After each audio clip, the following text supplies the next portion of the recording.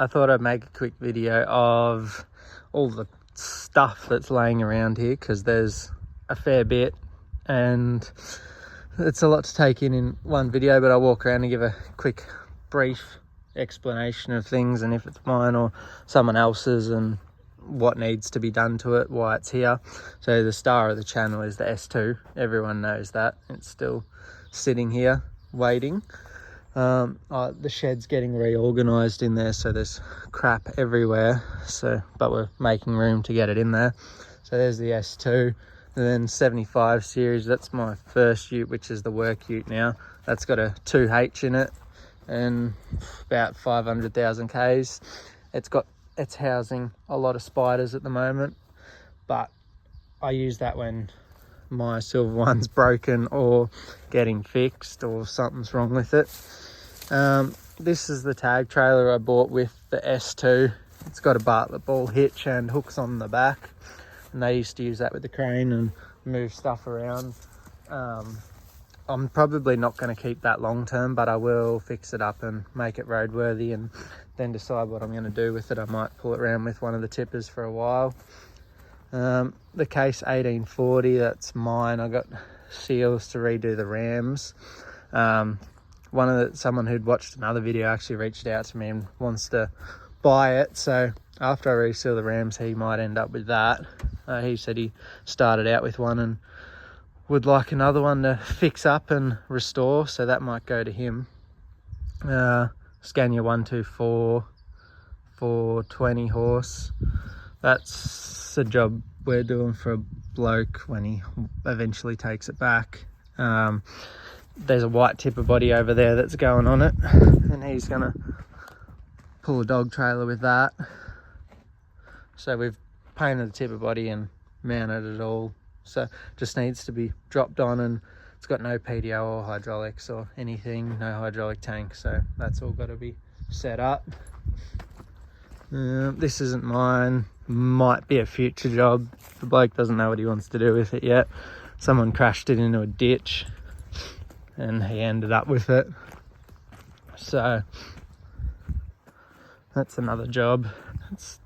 It's fixable, but it's tore the springs out of it, broke spring hangers and shackles and made a mess, so we're not sure if it's worth fixing yet. So what happens when you have room is a lot of people like to bring stuff here, so that's why that's there.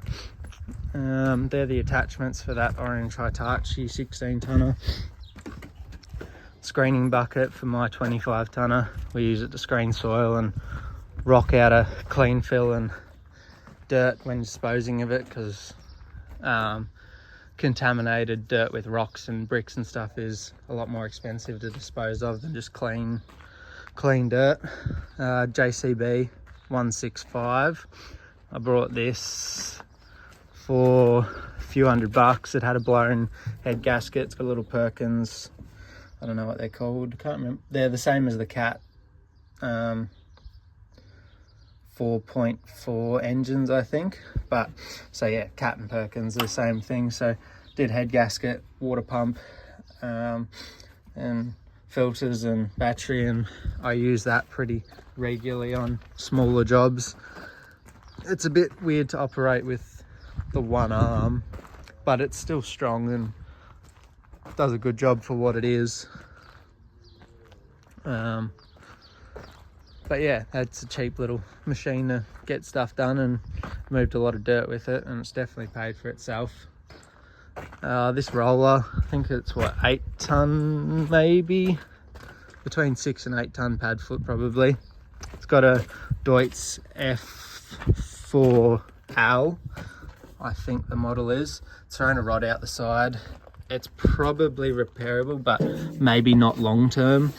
So if anyone in Australia has a 4-cylinder Deutz at 65 horsepower, I'll buy it, because I've got to fix that up for a bloke. He's got a YouTube channel as well, so if I can figure out how to tag him, I will. But yeah, that's his to go out on site. I don't know if you'll be able to see the model number there. F4L912 49 kilowatt. So if anyone has one in a tractor, a roller, compressor, anything, we'll buy it so I can fix that up and move it along. That's the tipper body for that 4 Series Scania. So it's waiting to go on. It's got to have a tarp fitted and everything, but when he gets that organised, we'll do that. 4-in-1 bucket for a 25 tonner. This stuff along here, along with that train carriage, is an iron. It just got dropped here one day and now it's waiting for a use. This is mine. It's a Toyota 7-ton forklift. It comes in very handy. It's pretty big for around here, so it lifts most things we've got. It's been here for a long time, so we never even had a 2.5 ton forklift at one point. This is all we use, but now we've got the little one, so that one is reserved for the bigger stuff. There's a 16-ton Hitachi. I just have to wire up the lights and then that can go back out to work. This is the compressor we use for sandblasting. It's not mine, but the bloke lets us use it and we look after it, service it and do whatever. We had to put a new starter motor on it, so it gets a home here. That's got a 6-cylinder Deutz in it. It'd be like 400 CFM or more, so it's a pretty big compressor and it makes a lot of air, so we'll use that when we sandblast the Kenworth. The chassis, I need to try and get some real fine grit to see if we can blast the aluminium on the cab, because it would be a lot easier than blasting, than sanding around all the rivets by hand. There's the loader with the cab on. I've been using that a bit to push topsoil up. I've got all the filters and oil to service it, so that'll be a video in the new year. Give it a service because I've never checked it. Well, I've checked it, but I haven't changed it, and it's probably not the cleanest, so I'll do that. That's a feed hopper off a screen. Another Scania gumboot bonnet. A lot of crap out here. Batteries for scrap. This is a 2.5 ton forklift that I got it fixed up. We dragged that out of a new estate at one point. Someone's tried to do a timing belt on it and done it wrong. They haven't timed it right and have bent all the valves. I would say it's got no compression, and I timed it properly but still won't run. It just spins over way too quick and easy, so it needs valves at a minimum.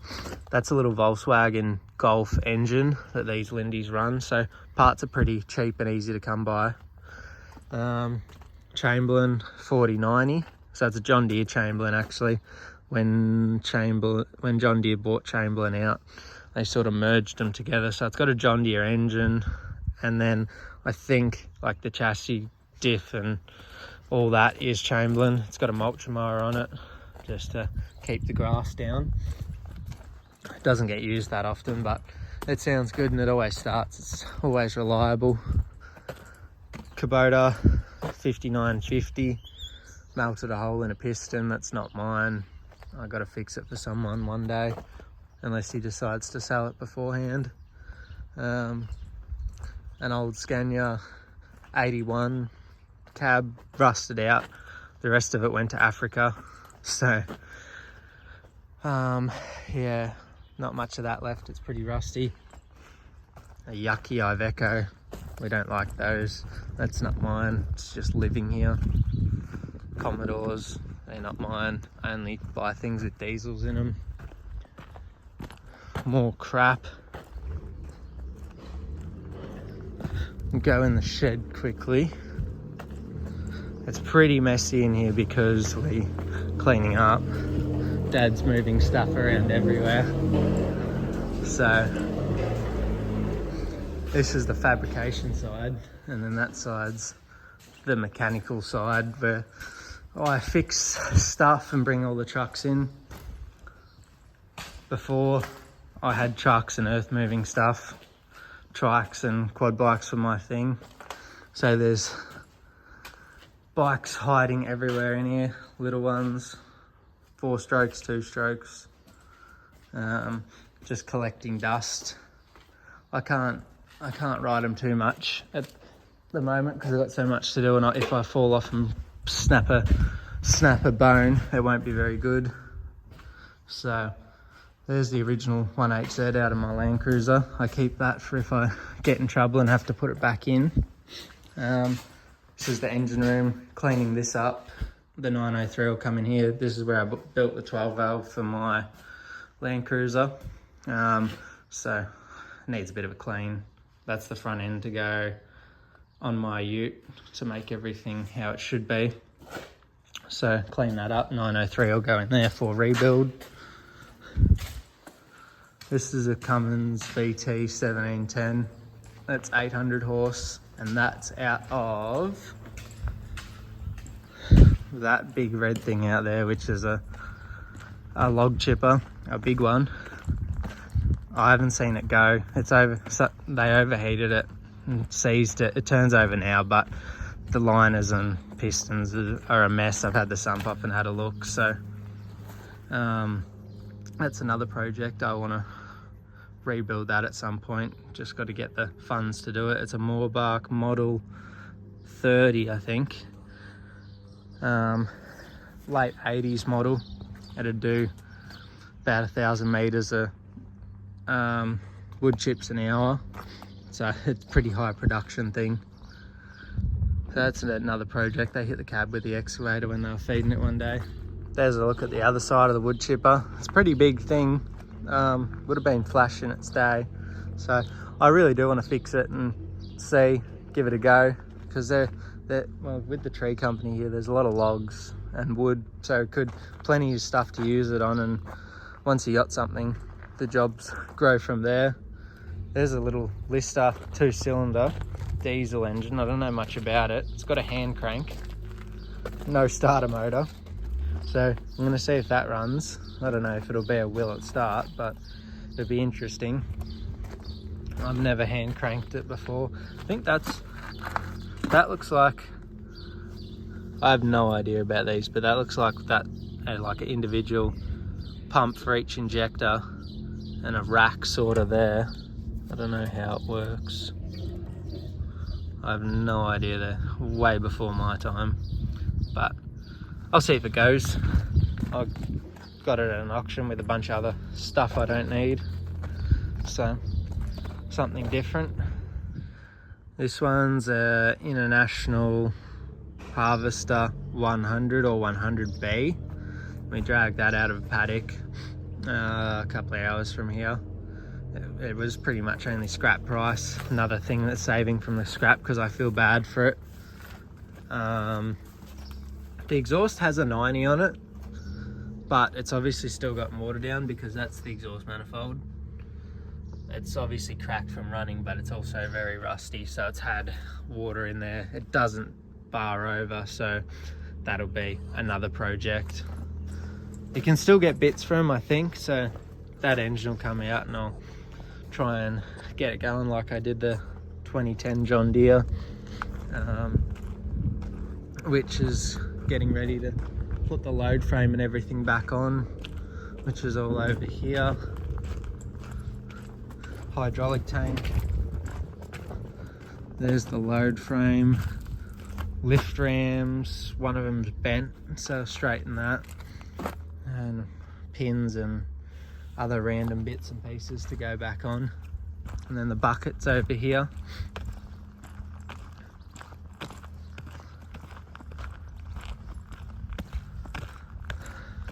That's 4 in 1 bucket for it.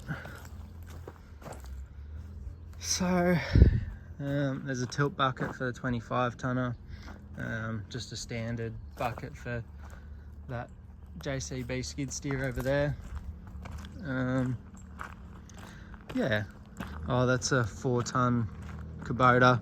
I got to reseal a couple of rams and rebuild the swivel underneath for where the hoses go to the tracks. It's pissing out oil pretty bad, so I got all the seals to redo that, and then I'll sell that one.